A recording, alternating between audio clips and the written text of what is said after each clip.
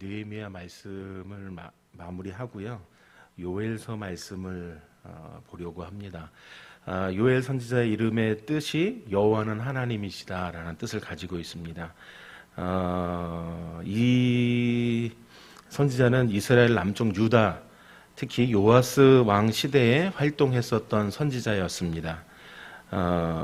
요아스 시대에, 그러니까 요아스가 왕이었던 그 시대에는 신앙의 기복이 있었던 시대입니다.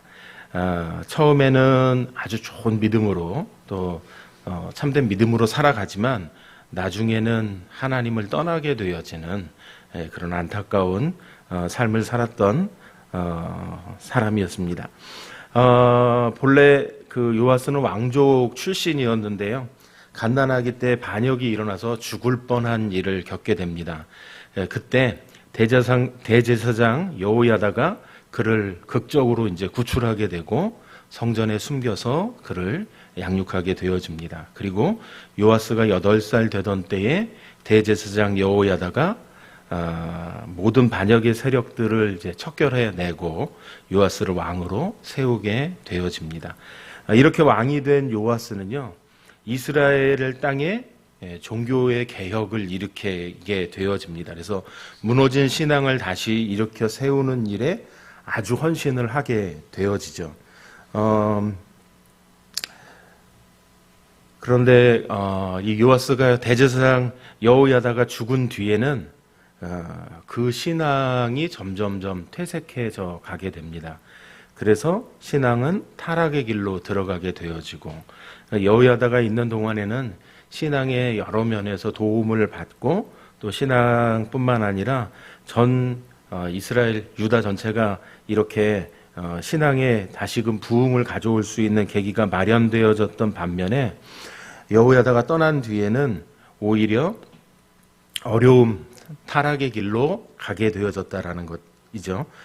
여호야다의 아들 스가랴가 있었는데 요아스의 이런 모습을 보고 책망하게 되어집니다. 그런데 이 책망하는 스가랴를 향해 돌로 쳐서 죽이는 잔인한 왕이 되어 가고 있었던 것이죠.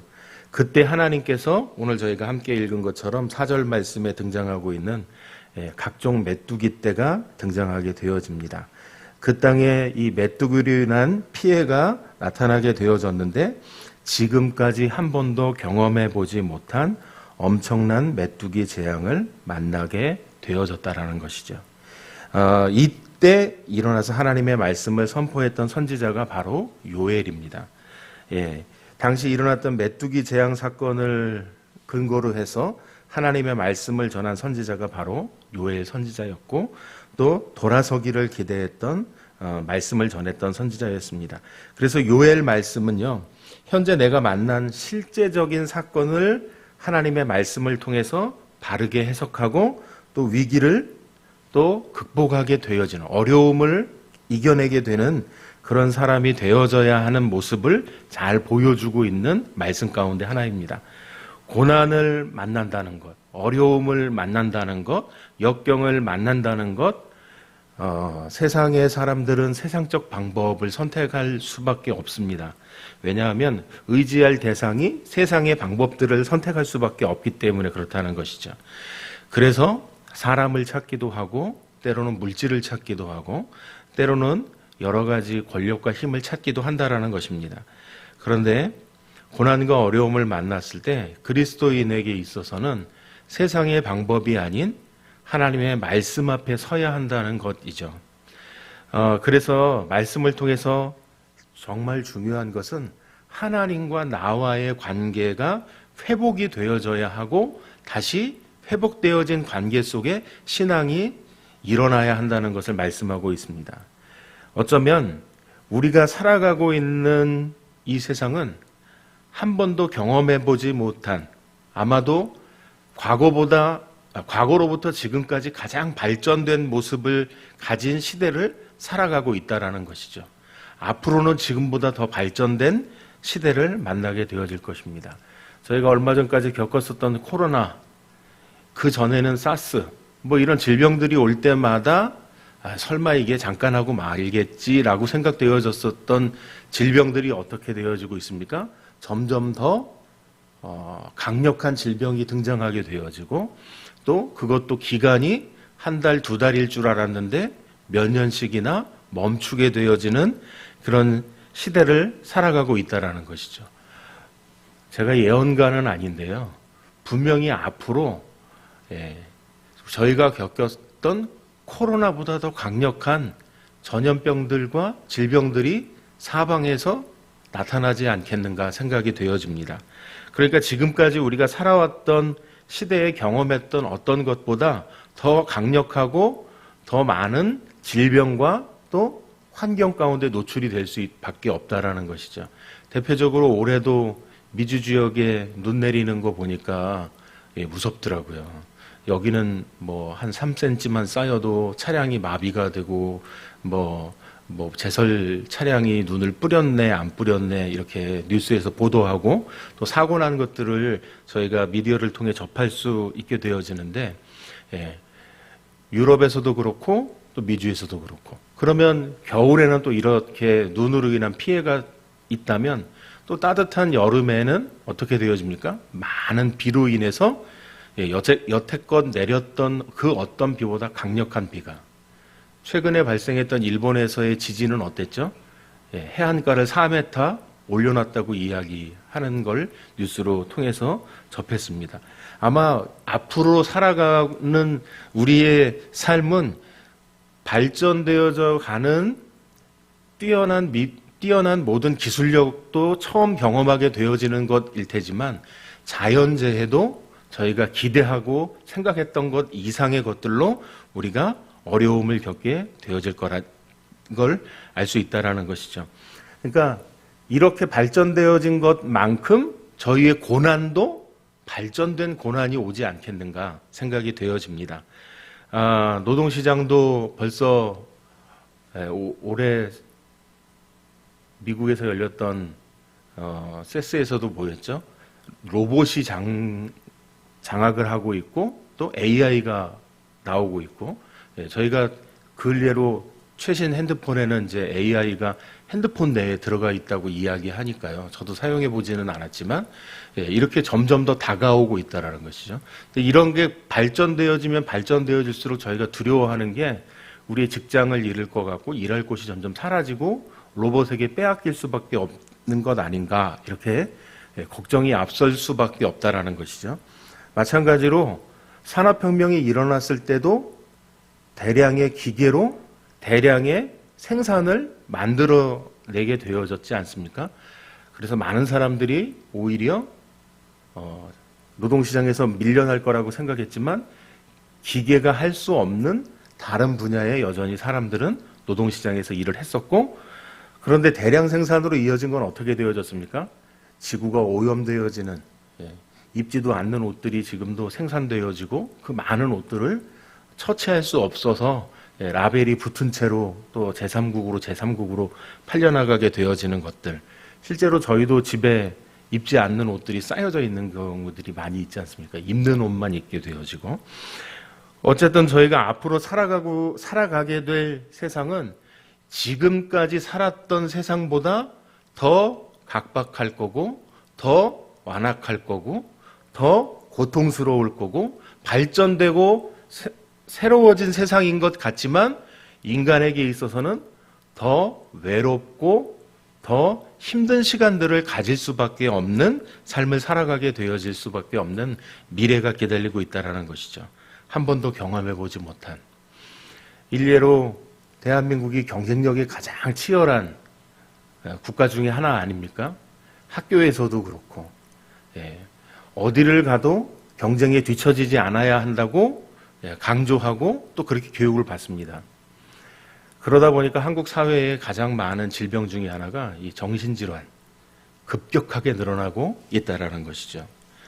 그러니까 출근을 하면서 공황장애 때문에 약을 먹어야 되고 경쟁을 하긴 해야 되지만 옆에 있는 동료와 따뜻한 말 한마디 나눌 수 없어서 나 혼자 끙끙 앓게 되어지고 우울증 약을 먹어야 버텨낼 수밖에 없는 그런 과거에는 전혀 상상도 못했던 일들을 지금은 약을 먹고 버텨서 살아갈 수밖에 없는, 지금까지 살았던 세상들보다 경험해보지 못했던 고난과 고통 속의 삶을 살아갈 수밖에 없다라는 것이죠. 학생들은 어떻습니까?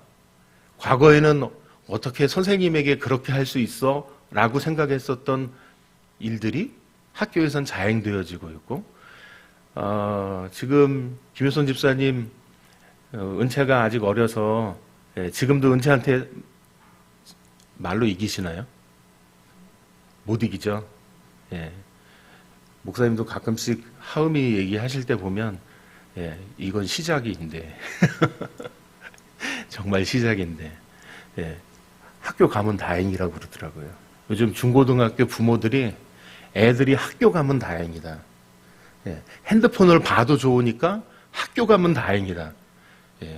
저희 집도 그나마 다행인 거예요. 형준이가 하루는 아빠 나 내일 학교 안 가면 안 돼? 이렇게 나오더라고요. 그 순간 뚜껑이 딱 열렸는데 이거를 그냥 바로 부딪히면 그날 더 큰 일이 벌어질 것 같고, 왜 이는 꽉 깨물고 왜 안 가려고 그러냐 그랬더니 수업은 다 끝났고 선생님이 들어와서 그냥 영화 틀어주고 나가. 근데 너무 학교가 가기가 싫어. 이렇게 대답을 하는 거예요. 아니 선생님들도 수업을 진행 안 하면서 학교는 등교는 시켜놓고 자기 수업 시간에 들어오지 않는 선생님들도 있고, 심지어는 들어오신다 해도 그냥 영화만 보여주고 니네들 하고 싶은 거 해라 그러고 나간다는 거예요. 그런데 굳이 학교를 가면 뭐 하냐는 거죠. 출석만이라도 해야 되는 것 때문에 가는 거라면 자기는 학교 가고 싶지 않다고. 이거는 그래도 수업이 다 맞춰졌기 학기 말에 나타난 일들이었거든요. 최근엔 그렇지는 않았지만 과거에 그런 적이 있습니다. 제가 그날 아주 어떻게 이런 일이 있을 수 있지 싶어서 형준이하고 툭탁툭탁 할 뻔한 일이 있었는데요. 꾹 참길 잘했는데 그 다음 날부터 가기 싫은데 억지로 가더라고요. 근데 얘기를 들어보면 반에 대여섯 명은 거의 매일 등교를 하지 않고 있고, 등교를 했다고 치더라도 1, 2교시가 맞춰지면 학교를 탈출한다고 그렇게 이야기를 하더라고요. 그러니 학교에서의 이런 그 수업이나 이런 것들이 제대로 이루어지겠는가.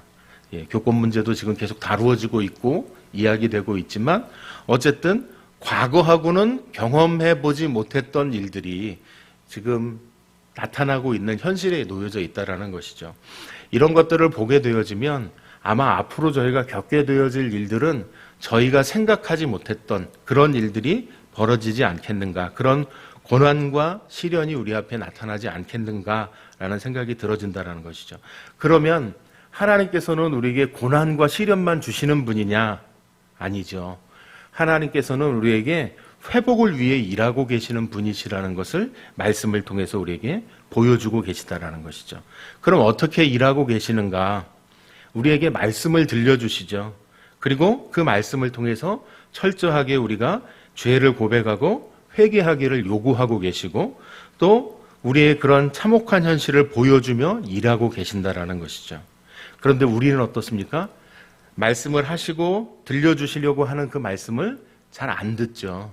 왜 저희가 부모님들께서 저도 어렸을 때 공부해라 참 말 안 들었죠. 제 동생은 심지어 요 밑에 구멍가게 가서 간장 사와라 라고 시키고 돈 1,000원 주면 가서 식초를 사와요.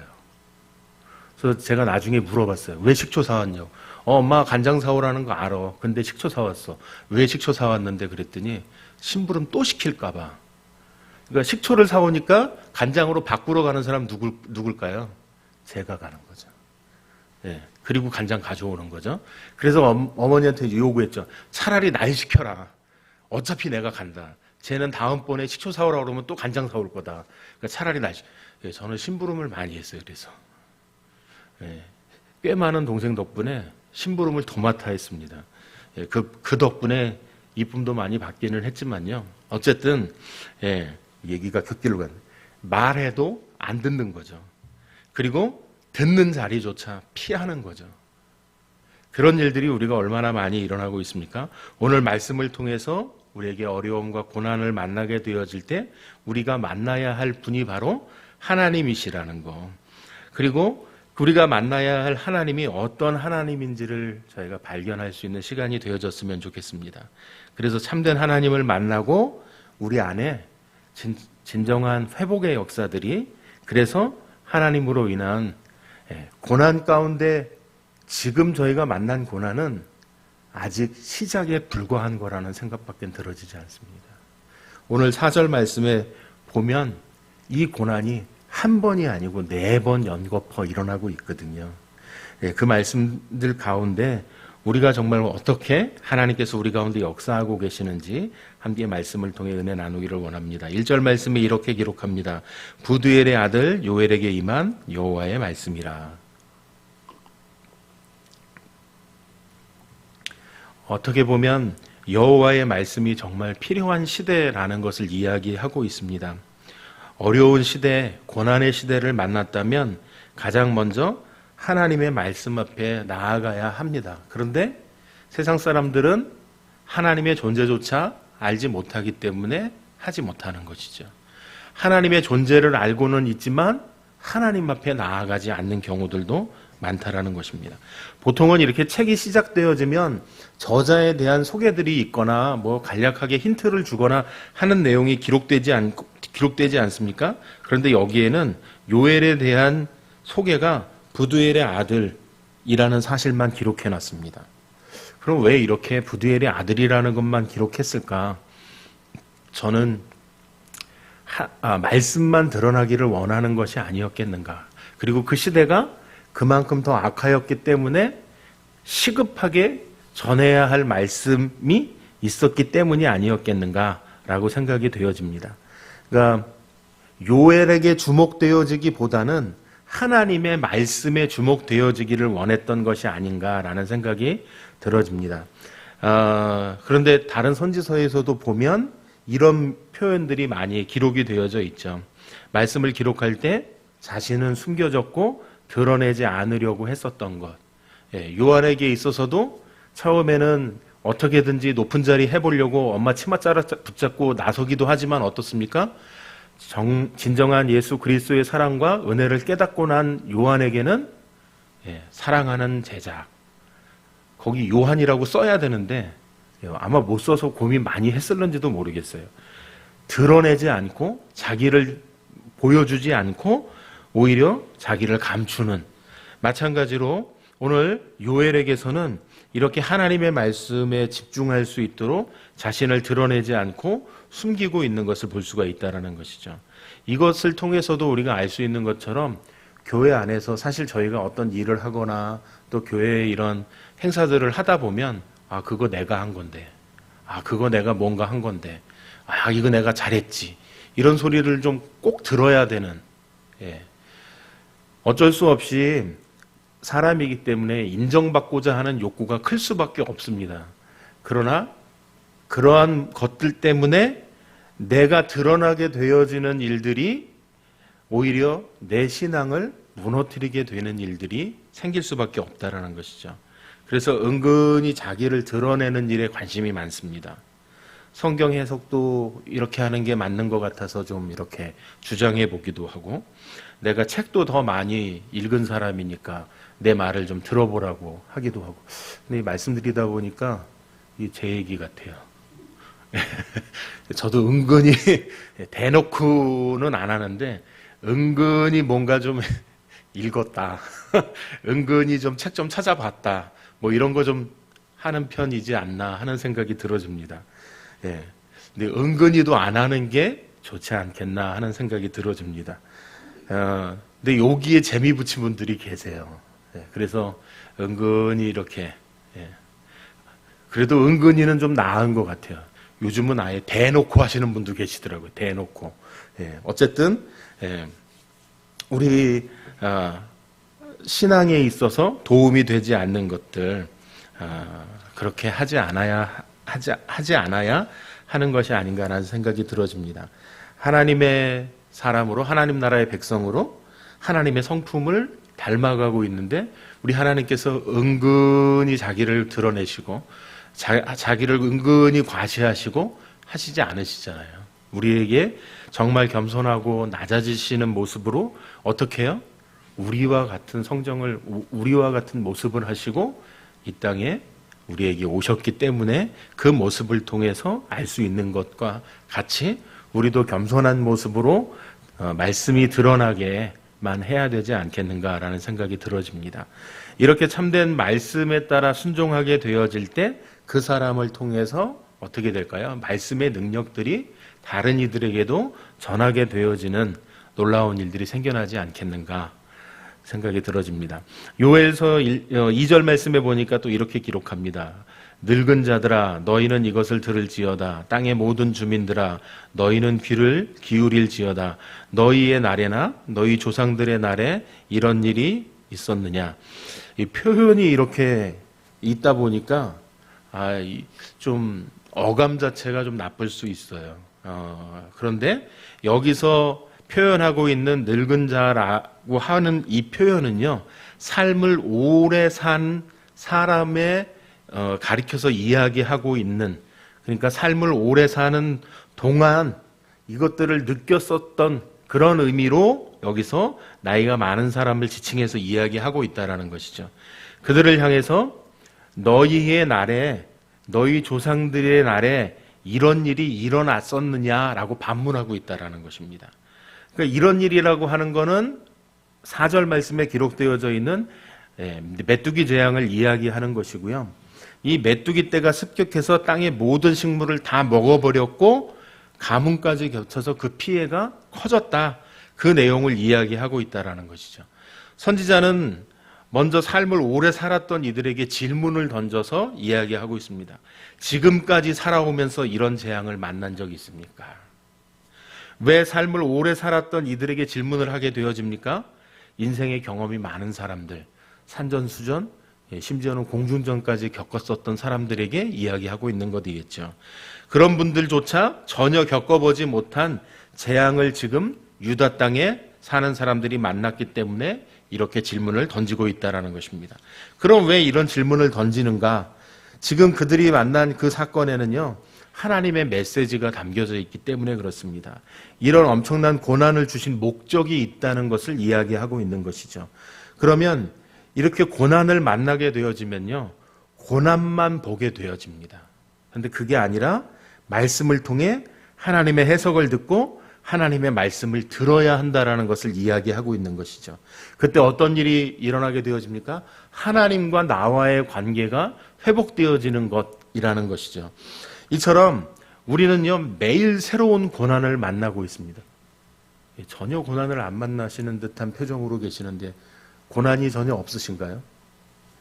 저는 거의 매일 새로운 고난과 맞닥뜨리는 것 같아요. 아이들과의 고난. 그나마 저희 집사람은 지금 좋아져서 그나마 한시름 내려놓은 경우고, 정확하게 1년 전으로만 시계를 돌려놔도요, 저희 집은 매일 전쟁을 했습니다. 매일 싸움을 했습니다. 이유는 병원에 가는 것, 약을 먹어야 하는 것 가지고 끊임없는 싸움을 했고요. 그래서 1년 전에 상담했던 내용을 가지고 지난번 상담할 때 상담사 선생님이 그 얘기를 하시더라고요. 시계를 1년만 돌려놓으면 어떻게 될 것 같냐고. 그래서 이제 그 상태에서는 삶을 산다고 말할 수 없을 것 같다고. 요즘은 어떠시냐고 그래서 요즘만 같으면 그래도 숨 쉬고는 살 수 있을 것 같다. 제가 이런 표현으로 이야기를 하며 상담한 기억이 있습니다.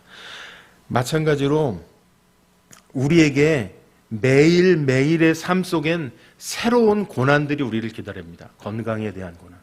그렇죠, 김효선 집사님? 어제 아팠던 질병이 내일이라고 그 질병이 아닌 또 다른 질병이 우리를 괴롭히죠. 그러니까 새로운 고난이 또 찾아오고 있죠. 그렇죠? 그런 일들, 그리고 일어나면 물질에 관련되어져서도 벌써 말일이니까 또 카드값 막아야 되죠. 뭐 이런 것들이 다가오고 있죠. 그렇지 않습니까? 날마다 새로운 고난을 만나게 되어진다라는 것입니다. 그런데요, 이렇게 날마다 새로운 고난을 만나게 되어지는데 매일 말씀을 묵상하지 않는다면 새롭게 만나는 고난은 우리의 힘으로 감당할 수 없게 되어집니다.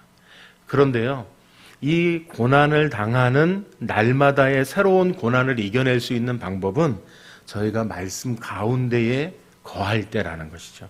말씀을 묵상할 때 그와 같은 일들이 생겨나게 되어진다라는 것이죠. 어떤 사람들은 이와 같은 재앙을 만나면 이제 다 끝났다 이렇게 생각합니다. 이제 하나님의 심판으로 완전히 망할 거다라는 생각이 들어집니다. 이게 다른 사람들의 이야기가 아니고 제가 그랬습니다. 제가 2018년도에 저희 집 두 딸이 장애가 있다는 것을 알게 되고요. 그해 추석 바로 전전날 저희가 심리상담센터에 가서 서울대 박사이신 아주 유명한 분이라고 하는데 저는 잘 모르겠어요. 그쪽 계통에서는 아주 유명하신 분이래요. 다행히 소개해 주신 소장님이 정말 유명하신 분을 소개해 주셨고 시간이 안 돼서 명절 바로 앞에 날에 한 거예요. 그날은 그 명절 때문에 원래 이런 스케줄을 잡아놓지 않고 계셨었는데 안 그러면 3달 이상 기다려야 된다고 그러면서 해달라고 부탁드리니까 그날 비었으니까 그럼 그날 와라. 원래 출근도 안 하시는 날인데 저희 때문에 출근하셨고 그런데 형준이가 하고 예진이가 하고 예은이가 하는데 마지막에 심각하게 이야기하는 거예요. 두 아이는 장애가 있다고. 그러면서 지적 장애가 있고 검사를 더 정확하게 하시려면 병원에 가시는 게 더 좋겠다고. 그렇게 이야기하시는데 설마 좀 늦는 거겠지. 형준이도 한글을 좀 늦게 깨우쳤거든요. 그래서 좀 늦는 거였겠지. 저희는 이렇게 생각하고 있었지 아이들에게 장애가 있을 거라고 생각하지 않았습니다. 그런데 어떤 결과물을 접하게 되어진 그 순간부터 하늘이 무너져 내리는 느낌. 얘들은 그럼 앞으로 어떻게 살아야 되지? 얘들은 어떻게 이걸 이겨낼 수 있지? 우리가 얘들과 함께 있을 수 있는 시간이 얼마나 되지? 그리고는 밤에 잠을 못 자는 거예요. 잠을 잔다고 누워도 잠이 오지 않는 거예요. 예. 그 잠을 자다가도 벌떡벌떡 깬 적이 많아요. 뭐라 그러죠? 심장이 갑자기 막 뛰는 그런 증세들과 함께 제가 잠에서 벌떡벌떡 일어난 일들이 많이 있습니다. 깊은 잠을 자지 못했던 그런 일들이 한 6개월 정도 지속이 됐던 것 같아요. 이렇게 우리에게 견디기 힘든 일들을 만나게 되어지는 것 바로 하나님의 심판으로 인한 거였겠구나. 내가 하나님 앞에 잘못한 죄의 결과물로 이렇게 되는 거겠구나.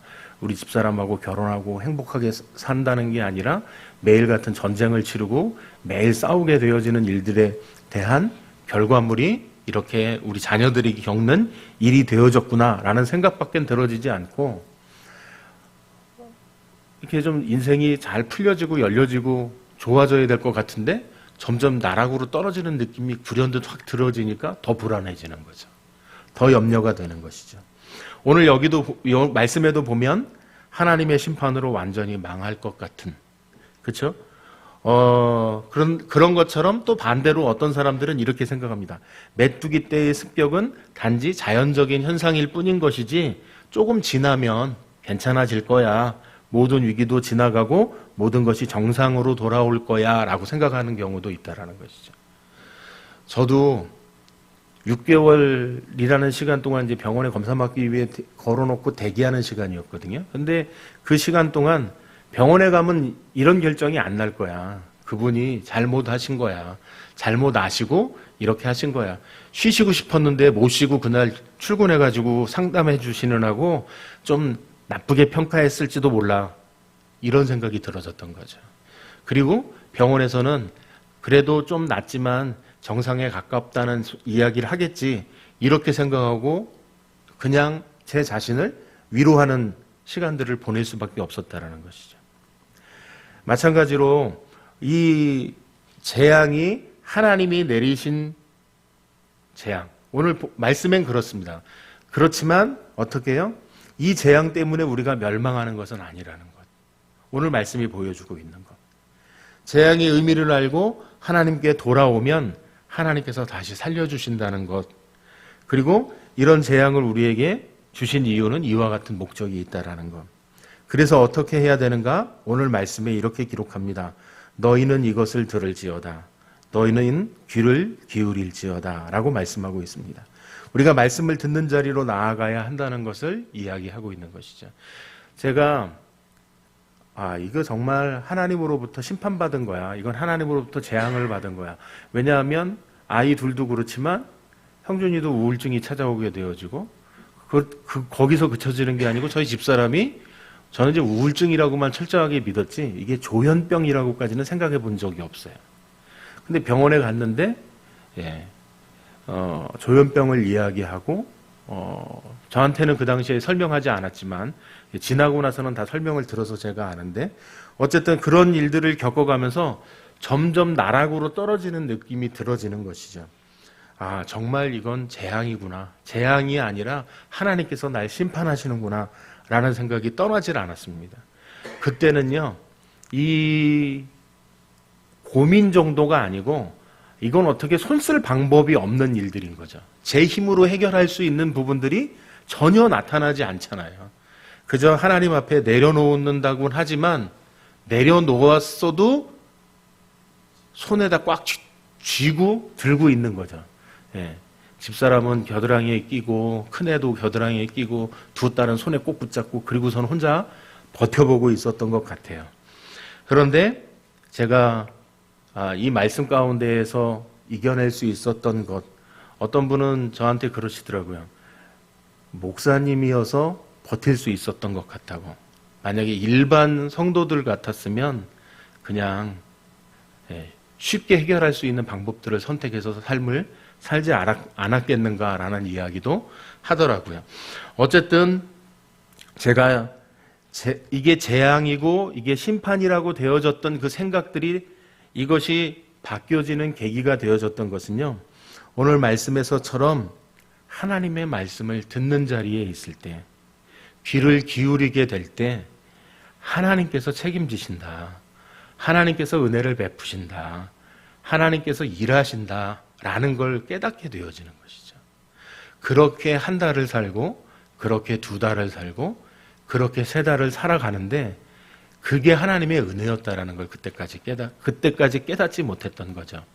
그런데 놀라운 역사가 그와 같이 일어나게 되어지고 고난을 당하는 것 같았는데 오히려 하나님의 은혜를 경험하는 일들이 생겨나게 되어졌다라는 것이죠. 그것은요, 말씀 가운데 머무를 때에만 일어날 수 있는 일이에요.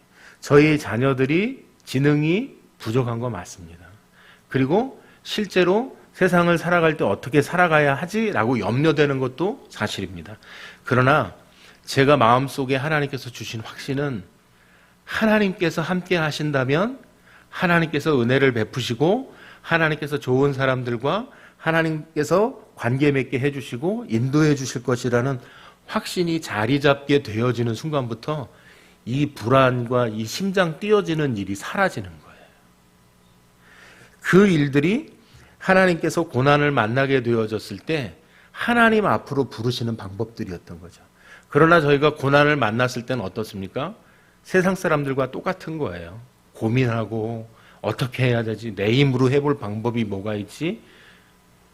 근데 참 어떤 분 말씀처럼 환경이 너무 겸손해서 돈이라도 좀 많으면 그냥 물려라도 주고 가면 좋겠는데 그럴 만한 여건도 안 되고 겸손한 정도가 아니고 너무 낮은 그런 모습 속에 있기 때문에 의지하지 않고 하나님을 기대하지 않고는 살아갈 수 없는 존재로 만들어주신 것. 오늘 우리에게 이렇게 위기를 만나게 되어지고 고난을 만나게 되어진 자리에 있다면 더욱 말씀 가운데로 가야 한다는 것을 하나님께서 말씀하고 계신 것이죠. 하나님의 음성을 듣게 되어지지 않으면 저처럼 잠을 자도 잠을 잘 수가 없고 심장이 뛸 수밖에 없는, 그래서 편하게 지낼 수가 없게 되어지는 일들이 생겨날 수밖에 없다는 것이죠. 바꿔서 얘기하면 회복이 아니라 파멸의 길로 가고 있는지조차도 모르고 살아가게 되어진다는 것입니다. 그러나 하나님께서 역사하시는 일들 가운데 귀를 기울여 듣고 이것을 듣게 되어질 때 어떤 일들이 시작이 되어지는가? 회복되어지는 일들이 나타나게 되어질 것이고 하나님께서 회복하시는 일들 속에 일하고 계시는 것을 볼 수 있다라는 것이죠.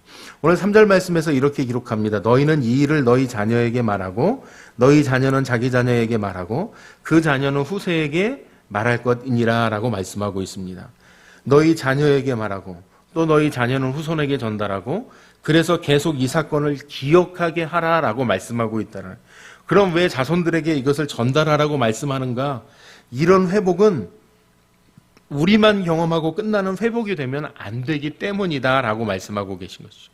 모든 자손들이, 후손들이 참된 회복의 역사를 경험하는 삶을 살아야 하기 때문에 전할 것에 대해서 말씀하고 있다라는 것이죠. 그러면 자녀에게 무엇을 말해야 하는가? 이 일을 너희 자녀에게 말하라 라고 말씀하고 있는 이 일은 4절 말씀에 기록되어져 있는 엄청난 메뚜기 떼를 이야기하는 것입니다. 그러면 이런 실현이 왜 일어났는가? 말씀을 보면 그들의 죄 때문에 이런 일들이 일어났다는 것을 이야기하고 있습니다. 그래서 죄의 결과가 얼마나 무서운지 어떻게 해요? 자손들에게 또 그 자손들에게 알도록 가르치라라고 말씀하고 있다는 것이죠. 부모들이 자녀에게 가르쳐야 할 것 정말 많습니다. 그렇지만 오늘 말씀에 기록해 놓으신 걸 보면 가장 중요한 것은 죄의 결과가 얼마나 무서운가를 가르쳐야 할 것을 이야기하고 있다는 것이죠. 죄는요, 우리 인생을 파괴하고 하나님의 심판과 불행으로 우리를 몰아넣습니다. 하나님과의 관계가 깨어진 우리에게 죄의 길로 가는 일들이 너무 쉽기 때문에 그렇다는 것이죠.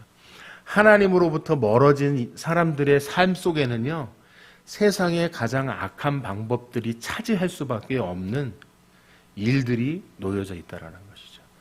어떤 장로님 이야기 하시더라고요.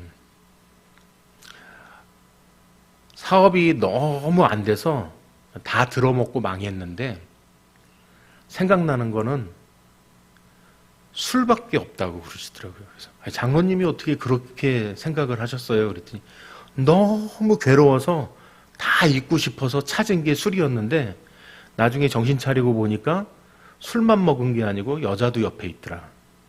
그러니까 판단하는 걸 다 놓친 거예요. 그리고 장로님 그러시더라고요. 나중에서야 깨달았다고. 이것이 순간적으로 선택한 일인데 돌이킬 수 없는 죄악 가운데로 자기가 가고 있는 걸 발견했다고. 그리고서 돌이켜서 지금은 이제 안 마시고 안 만난다고 이야기하시더라고요. 그렇지만 장로님 얘기를 들어서 보면 한 번이 아니시더라고요. 어려운 사업의 일들을 만날 때마다 그런 일들을 겪으셨던 걸 이야기하시더라고요. 죄의 길로 가는 것은 하나님으로부터 멀어지면 더 쉽고 빠르게 갈 수밖에 없다라는 것을 이야기하고 있다라는 것이죠. 죄는 우리의 인생을 파괴합니다. 하나님의 심판과 불행으로 몰아넣는 1등 공신입니다. 그래서 소중한 우리 자녀들에게 죄가 무엇인지, 죄의 결과가 무엇인지를 정확하게 가르쳐야 할 것을 말씀하고 있다라는 것이죠. 죄의 두려운 결과를 아는 사람이 죄를 멀리 떠나갈 수 있기 때문에 그렇다라는 것이죠. 그래서 거듭 강조해서 이 말씀을 하고 있고 3절 말씀에 말할 것이니라 라고 강조해서 이야기하고 있다라는 것입니다. 어떤 집사님 한 분이 주일날 교회를 갔다 오면은요, 맥주를 마시기 시작했대요. 아이들이 이 부모님을 보니까 어떤 생각이 들어지냐면, 그럼 교회를 왜 가? 큰딸이 그렇게 물어봤다 그러더라고요. 교회를 그럼 왜 가? 술 마실 거면? 이렇게 물어본 큰딸에게 할 말이 없더라는 거예요. 그런데 자기의 삶 속에 가정으로부터도 위로받지 못하는, 가정으로부터 인정받지 못하는, 남자하고 여자하고 다른 것 중에 하나가, 여자는 남자로부터 사랑을 받는 걸 가장 큰 기대하고 바라는 것이지 않습니까? 반대로 그럼 남자가 원하는 게 뭘까? 남자는 사랑을 원하는 게 아니고 인정받는 거래요. 네, 인정받는 거. 그러면 당신 때문에 내가 이렇게 좋은 곳에 와서 식사한 거 너무 고마워. 당신 때문에 내가 이렇게 멋진 옷을 입을 수 있게 된 건 너무 고마워. 이렇게 인정해주는 그 말이요. 남자가 뼈를 가는 일에도 뛰어든다고 이야기하더라고요. 예, 김효선 집사님 잘 아셨죠? 아마 이태규 집사님도 인정받기를 원하실 거예요. 그쵸, 이태규 집사님? 인정받고 싶은데 인정해 주시나요? 예, 뼈를 갈고 계십니다. 예, 조만간 못 뺄지 몰라요. 그만큼 인정받고 싶은 인정에 대한 욕구가 크다라는 것이죠. 그러나 오늘 말씀에 기록되어져 있는 것처럼 죄송합니다. 잠깐 나갔다 왔더니 어디로 갔는지 모르겠네. 네, 예, 말할 것이라고 연거퍼 강조해서 이야기하고 있는 것. 여러분들께서 우리에게 이 말씀을 통해 죄의 결과들을 알려주는 것들을 통해서 우리가 돌이켜야 할 것에 대해서 이야기하고 있다라는 것이죠. 4절 말씀에 이렇게 기록합니다. 팥중이가 남긴 것을 메뚜기가 먹고 메뚜기가 남긴 것을 느치가 먹고 느치가 남긴 것을 황충이 먹었도다. 저는 시골에 살아본 적이 없어서 메뚜기가 이렇게 종류가 많은지 몰랐어요. 오늘 보니까 4종류가 등장하고 있는데, 예, 팥중이가 지나갔을 때만도 남지 않았을 것 같아요. 예, 그런데 이런 일이 연거퍼 일어나게 되어진다라는 것, 먹을 것 하나도 남기지 않았다라는 것을 이야기하고 있다라는 것이죠. 이처럼 재앙이 왔는데 그 땅을 먹을 것조차 없게 만들어지는, 초토화되어지는 심각한 일이 벌어졌던 것을 이야기하고 있다라는 것입니다. 한 종류의 메뚜기가 와도 심각한데 4종류의 메뚜기가 연거퍼 와서 먹어치웠으니 이 재앙이 얼마나 두려운 재앙이었겠습니까? 그 당시에 지금처럼 이렇게 다양한 농약들이 있어서 요즘도 마찬가지로 뿌려보지만, 예, 그 면역력이 생긴 벌레들로 인해서, 예, 점점 더 독한 약재를 사용할 수밖에 없다고 이야기하고 있지 않습니까? 이처럼 절대로 살아남을 수 없을 것처럼 초토화되어진 이때 한 번만 만나도 죽을 것 같은데 4번이나 만났다면 살아남을 방법이 없다라는 것이죠.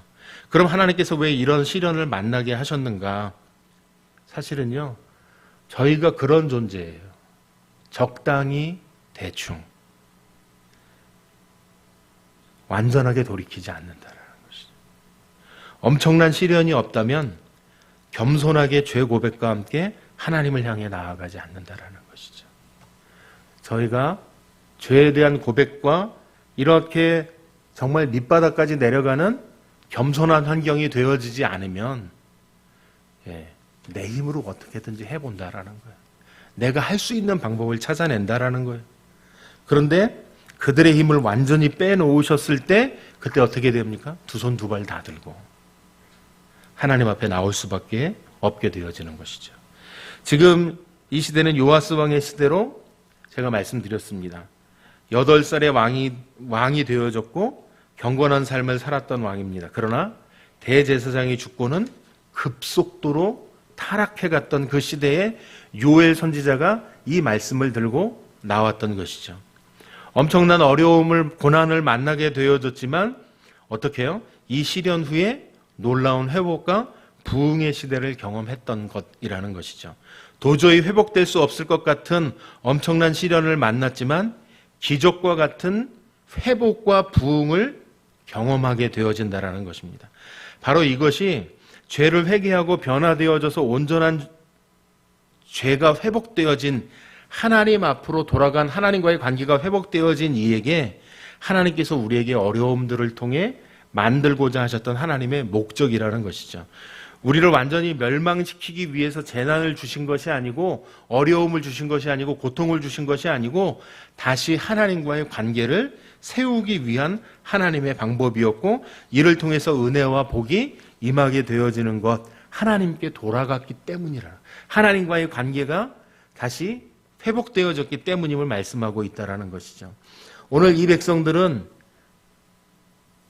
어려움을 만나게 되어졌습니다. 그러나 하나님께서는 이것으로 멸망시키려고 하시는 목적이 아니라 그들을 회복시키고 하나님 앞으로 돌아오도록 하고자 하시는 목적으로 그들이 이런 어려움을 만나게 되어졌다는 것이죠. 지금 우리도 영적으로, 경제적으로 어려운 시대를 살아가고 있습니다. 신앙의 모습에 있어서는 너무도 많이 퇴보되어진 그런 한 번도 경험해보지 못한 날마다 새로운 고난과 고통 가운데 살아가고 있다라는 것이죠. 하나님께서 우리를 고난을 주시는 것 아니야, 그냥 이건 자연현상일 뿐이야. 혹시 이렇게 생각하십니까? 그러나 그것이 아니라 나와 하나님과의 관계를 다시 한번 돌아보고 믿음으로 세워져야 할 것임을 말씀하고 계시다라는 것이죠.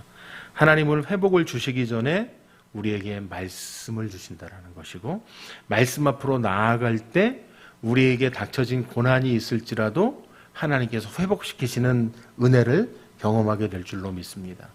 지금까지 살았던 우리의 삶보다, 우리가 지금까지 누렸던 삶보다 더 어려운 고난들이 사실은 앞에 기다리고 있다라는 거예요. 지금 닥쳐진 고난은 시작에 불과하다라는 것. 그러나 어떻습니까? 그 고난 속에서도, 시련 속에서도 무너지지 않고 말씀을 붙잡고 다시 일어나는 믿음의 사람이 되어져야 한다라는 것. 우리가 매일매일 말씀 가운데로 가지 않으면요, 우리의 생각 자체가 너무나도 악해져 있기 때문에 하나님으로부터 멀어질 수밖에 없다라는 거예요. 그래서 매일 말씀 보도록, 목사님도 강조해서 교회에서 많은 예산을 들여서 큐티인 책자를 왜 사들이기, 내 돈 내고 사라고 해야 될 것 같은데, 그쵸, 원래는. 예. 근데 그렇게 하면 또 아무도 안 사실까봐, 예? 교회에서 다 제공해 주시는데, 예. 큐티인으로 열심히, 아니, 정말 시간이 안 되시면 그냥 쭉 읽기라도 하시면 될 것 같아요. 저는 그것만으로도 좋은 큐티, 왜냐하면 질문이 거기 너무 잘 나오잖아요. 제가 질문을 만들어도 거기 있는 질문보다 더 좋은 질문 만들기가 쉽지 않더라고요. 제가 요즘 하브루타 책을 다시 보고 있는데 질문 만드는 게 제일 어려운 것 같아요. 예. 저희 목장이 이제 또 새롭게 개편되어지고 또 그 목장 안에서 이렇게 날마다 하나님께 주신 은혜를 나눴으면 좋겠어요. 그리고 목장이 시끌시끌했으면 좋겠어요. 예. 일주일 동안 목사님 공지한 그 주보 2장하고 목사님 공지만 뗄랑 올라오는 그 목장 통 말고 정말 내게 이런 고난이 있습니다.